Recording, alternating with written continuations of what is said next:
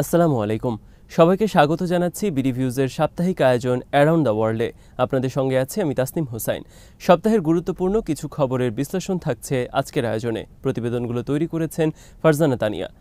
ইরানের রাজধানী তেহরানে হামাস নেতা ইসমাইল হানিয়া এবং বৈরুতে হিজবুল্লাহ কমান্ডার ফুয়াদ শুকুর হত্যার প্রতিশোধ নিতে ইরান যখন ইসরায়েলে হামলার প্রস্তুতি সম্পন্ন করেছে, তখনই ইসরায়েলে বড় ধরনের হামলা চালিয়েছে লেবাননের প্রতিরোধ আন্দোলন হিজবুল্লাহ।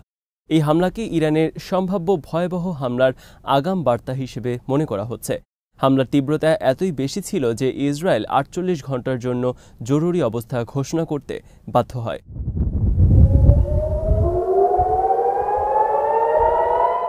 টাইমস অব ইসরায়েলের খবরে বলা হয়, হিজবুল্লাহর হামলার পরপর প্রতিরক্ষামন্ত্রী ইয়ব গ্যালান্ত পরবর্তী ৪৮ ঘণ্টার জন্য জরুরি অবস্থা ঘোষণা করেন। বেসামরিক নাগরিকদের জন্য সেনাবাহিনীর পক্ষ থেকে কিছু নির্দেশনাও দেওয়া হয়েছে, যার মধ্যে রয়েছে জনসমাগম সীমিত করা এবং নির্ধারিত এলাকায় চলাফেরা না করা। খবরে বলা হয়, হামলার পর কেঁপে ওঠে উত্তর ইসরায়েল। হিজবুল্লাহর হামলার ব্যাপ্তি এত বেশি ছিল যে বেন গুরিয়ন আন্তর্জাতিক বিমানবন্দর থেকে তেল আবিবগামী সব ফ্লাইট বাতিল করা হয়। জটিল পরিস্থিতিতে ওই দিন সকাল ৭টায় মন্ত্রিসভার সদস্যদের নিয়ে জরুরি বৈঠকে বসেন ইসরায়েলের প্রধানমন্ত্রী বেঞ্জামিন নেতানিয়াহু। বৈঠকের পর একটি জরুরি অবস্থার ঘোষণা আসে।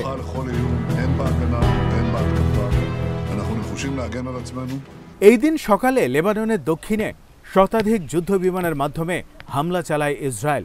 আল মায়াদিন বলেছে, ২০ মিনিটের বেশি সময় ধরে লেবাননের দক্ষিণাঞ্চলে বিমান হামলা চালানো হয়।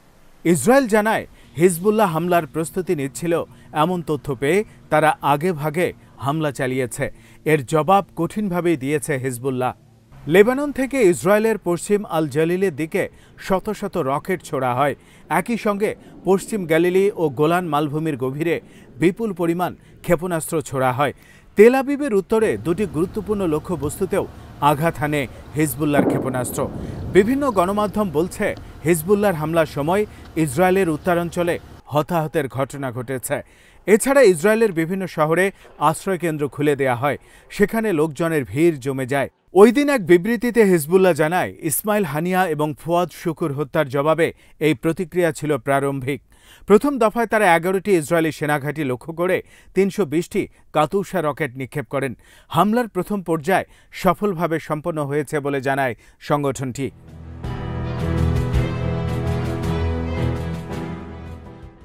প্রাথমিক পর্যায়ে এই হামলার ১২ ঘণ্টা পর আরও বড় আকারে হামলার হুঁশিয়ারি দিয়েছেন হিজবুল্লাহ প্রধান সৈয়দ হাসান নাসরুল্লাহ। তিনি বলেন, এই হামলার প্রভাব মূল্যায়ন করবে তার সংগঠন। এরপর আরও বড় পরিসরে হামলার সিদ্ধান্ত হবে। হাসান নাসরুল্লাহ টেলিভিশনে দেওয়া ভাষণে বলেন, হিজবুল্লাহ তার পরিকল্পনা অনুযায়ী ইসরায়েলে হামলা চালাতে সক্ষম হয়েছে। তারা ইচ্ছাকৃতভাবেই বেসামরিক নাগরিক বা অবকাঠামোকে হামলার লক্ষ্যবস্তু করা থেকে বিরত ছিলেন। হামলার ক্ষেত্রে তার সংগঠনের প্রধান লক্ষ্যবস্তু ছিল ইসরায়েলি ভূখণ্ডের প্রায় ১১০ কিলোমিটার ভেতরের একটি সামরিক গোয়েন্দা ঘাঁটি। এটি তেল আবিব থেকে মাত্র ১.৫ কিলোমিটার উত্তরে অবস্থিত।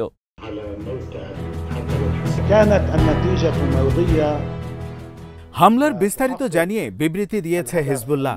এক বিবৃতিতে তারা জানিয়েছেন, কমান্ডার হত্যার প্রতিক্রিয়ায় প্রথম পর্বের অংশ হিসেবে ইসরায়েলের যেসব লক্ষ্যবস্তুতে তারা সফলভাবে হামলা চালিয়েছেন সেগুলো হল মেরিন ঘাঁটি, নাপতালি জৈদ আর্টিলারি পজিশন, জায়তুন ঘাঁটি, জাউরার আর্টিলারি অবস্থান, আল সাহেল ঘাঁটি, অধিকৃত সিরীয় গোলান মালভূমির কিলা ব্যারাক, গোলানের ইউএএ ব্যারাক, নাফা ইয়ারদান, এইন জিভিতিম ও রামত নাফতালি ঘাঁটি। এ ধরনের অভিযান আরও কিছু সময় অব্যাহত থাকবে জানিয়ে বিবৃতিতে বলা হয়, যে কোনো ধরনের ইসরায়েলি সীমা লঙ্ঘন ও আগ্রাসনের জবাব দিতে তারা সর্বোচ্চ স্তরের প্রস্তুতি নিয়ে রেখেছেন।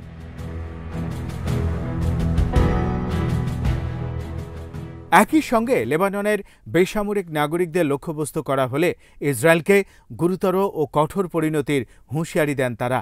হিজবুল্লাহর হামলায় ২১ বছর বয়সী এক নৌসেনা নিহত হওয়ার কথা স্বীকার করেছে ইসরায়েলি প্রতিরক্ষা বাহিনী। হামলার সময় তিনি নৌবাহিনী জাহাজে কর্মরত ছিলেন। হামলায় বস্তুগত ক্ষয়ক্ষতির পরিমাণ বিশাল ছিল বলে জানিয়েছে ইসরায়েলি সংবাদ মাধ্যমগুলো।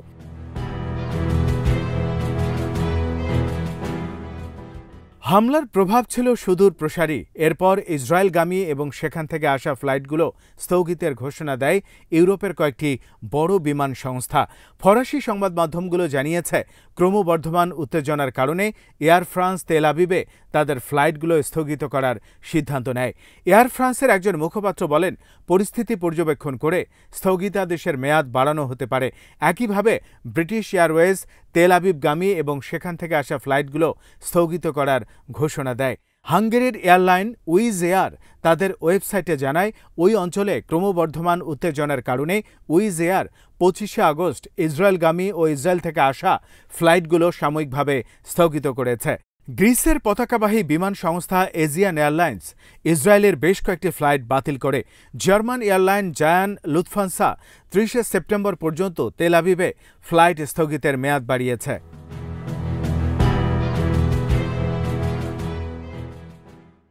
ইসরায়েলি প্রতিরক্ষা ব্যবস্থাকে ফাঁকি দিয়ে এই হামলার পর ইরান সমর্থিত প্রতিরোধ অক্ষের মনোবল আরও বেড়েছে।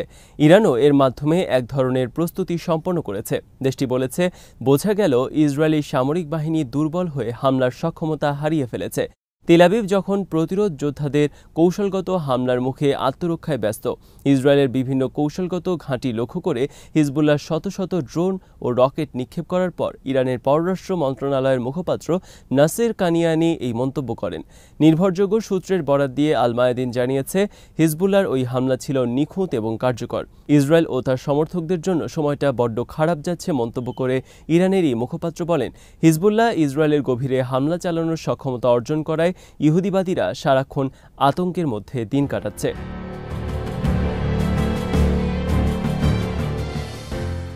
ইসরায়েলে হিজবুল্লাহর হামলার প্রশংসা করে এটিকে শক্তিশালী এবং ভিত নাড়ানো প্রতিক্রিয়া বলে অভিহিত করেছে হামাস।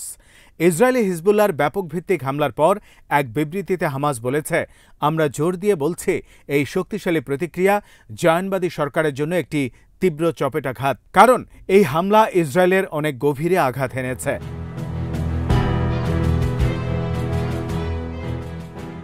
হামাসের সামরিক শাখা আল কাসাম ব্রিগেডসের মুখপাত্র আবু উবায়দা এই হামলার জন্য হিজবুল্লাহকে অভিনন্দন জানিয়ে এক বিবৃতিতে বলেন, গত বছরের 7 অক্টোবর আল আকসা ফ্লাড অভিযানের পর আমাদের লেবানিজ ভাইদের বীরত্বপূর্ণ অভিযানে আবারও প্রমাণিত হয়েছে ইসরায়েলের নিরাপত্তা ব্যবস্থা নড়বড়ে। আমাদের শাস্তি থেকে রেহাই পাওয়ার সুযোগ নেই তাদের। এটিও প্রমাণিত হয়েছে এখন আর সময় ও স্থানের সীমাবদ্ধতা নেই। প্রতিরোধ যোদ্ধারা যে কোনো সময় যে কোনো ফ্রন্ট থেকে ইসরায়েলকে আঘাত হানতে সক্ষম।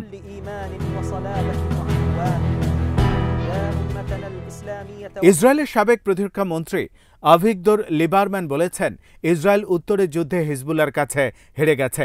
সামাজিক মাধ্যম এক্সে দেয়া এক পোস্টে তিনি লিখেছেন, উত্তর ইসরায়েলে বসতি স্থাপনকারীদের উপর শত শত রকেট এবং ড্রোন হামলা হিজবুল্লাহর হুমকি মোকাবেলায় ক্ষমতাসীন মন্ত্রিসভার অক্ষমতার প্রমাণ। তিনি বলেন, ইসরায়েলি সামরিক বাহিনী বিশেষত বিমান বাহিনীর কার্যক্রম হিজবুল্লাহর হামলা থামাতে পারেনি। উত্তরের বাসিন্দাদেরকে প্রতিদিন আশ্রয়কেন্দ্রের কাছাকাছি থাকার জন্য নির্দেশ দেয়া হচ্ছে। লিবারম্যান বলেন, চলমান সংঘাতের ফলে উত্তরাঞ্চল থেকে বাস্তুচ্যুত হাজার হাজার ইসরায়েলি বসতি স্থাপনকারী জানেন না এবছর স্কুল চালু হবে কিনা। এছাড়া ওই অঞ্চল থেকে অনেক কারখানা ও কর্মশালা অন্য এলাকায় স্থানান্তরিত হয়েছে। তিনি বলেন, বর্তমান ইসরায়েলি প্রশাসনের জন্য উত্তরাঞ্চলের চ্যালেঞ্জগুলো কঠিন, ফলে তাদের ক্ষমতায় থাকার কোনো অধিকার নেই।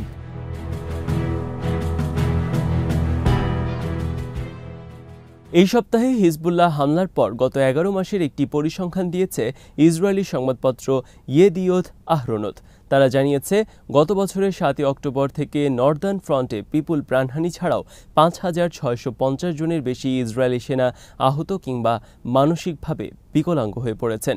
তারা নাহারিয়ায় গ্যালিলি মেডিকেল সেন্টার এবং সাফেদের জিভ হাসপাতালে চিকিৎসা নিচ্ছেন।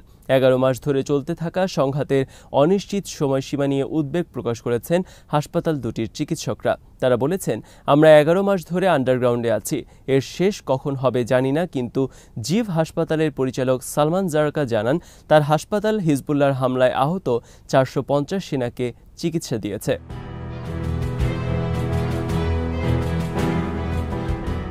হিজবুল্লাহর হামলা সামলাতে যেখানে নাকাল ইসরায়েল, সেখানে হামাস নেতা ইসমাইল হানিয়ার গুপ্ত হত্যার জন্য ইসরায়েলকে অবশ্যই শাস্তি দেয়া হবে বলে আবারও ঘোষণা করেছেন ইরানের পররাষ্ট্রমন্ত্রী সৈয়দ আব্বাস আরাকচি। তিনি ইতালির পররাষ্ট্রমন্ত্রী অ্যান্তোনিও তাজানি ওনোমের সঙ্গে ফোনালাপে তেহরানের এই প্রত্যয় ঘোষণা করেন। ওই ফোনালাপে আরাকচি বলেন, তেহরানে ইসরায়েলি সন্ত্রাসী হামলা জবাব হবে অবশ্যম্ভাবী এবং অত্যন্ত হিসেব নিকেশ করে সেই হামলা চালানো হবে। ইতালির পররাষ্ট্রমন্ত্রীর সঙ্গে ফোনালাপের পর নিজের এক্স পেজে দেয়া এক পোস্টে ইরানের পররাষ্ট্রমন্ত্রী বলেন, ইসরায়েল যুদ্ধের বিস্তার চাইলেও আমরা যুদ্ধ ছড়িয়ে পড়ুক তা চাই না। তবে ইসরায়েল যদি যুদ্ধের বিস্তৃতি না থামায় আমাদের প্রস্তুতির কমতি নেই।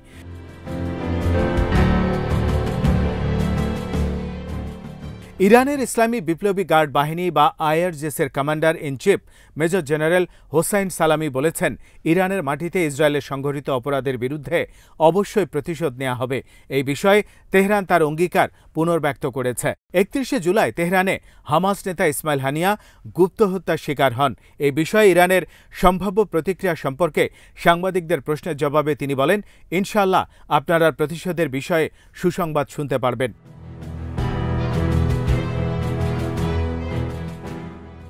ঘটনার ধরন এবং পক্ষগুলোর বক্তব্য থেকে এটা স্পষ্ট যে ইসরায়েলে ইরানের হামলা অত্যাসন্ন।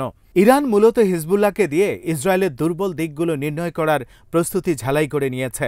হামলা আরও আগে হওয়ার কথা থাকলেও মনে হচ্ছে গাজায় যুদ্ধবিরতি আলোচনার ফলাফলের জন্য অপেক্ষা করছিল তেহরান। এখন এই আলোচনার ফল মোটামুটি শূন্য, সব ধরনের প্রস্তুতিও সম্পন্ন। প্রশ্ন হলো, এই হামলা প্রতিরোধ করা কি ইসরায়েলের পক্ষে সম্ভব? ইরান এবং তার সমর্থিত প্রতিরোধ অক্ষের ভাষায় যদি বলি, সময়টা বড্ড খারাপ যাচ্ছে ইসরায়েলের।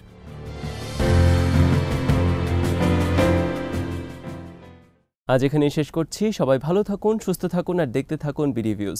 চ্যানেলটি ভালো লাগলে সাবস্ক্রাইব করুন, সংযুক্ত থাকুন আমাদের ফেসবুক পেজে। আল্লাহ হাফেজ।